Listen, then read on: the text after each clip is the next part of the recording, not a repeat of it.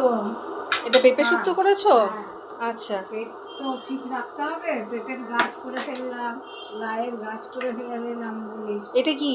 এটা হচ্ছে কুমড়ো দিয়ে, আলু দিয়ে, পটল দিয়ে, ভাজা মশলা দিয়ে দেখা যাচ্ছে। খাবে না? ওইটুকু খাও, না খেলে কি করে হবে?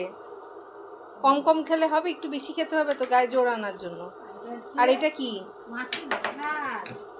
ঝাল না কালিয়া? কালিয়া ঠিক না, কালিয়ার মতনই।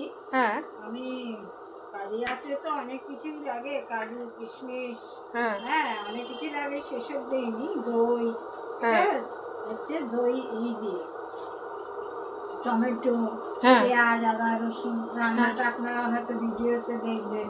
হ্যাঁ, এটা হচ্ছে আপনাদের কাকুকে খেতে দিলাম বা দাদাকে খেতে দিলাম। বাবা, পেঁপেটা কেমন হলো? খুব ভালো। কম তেলে হয়েছে তো?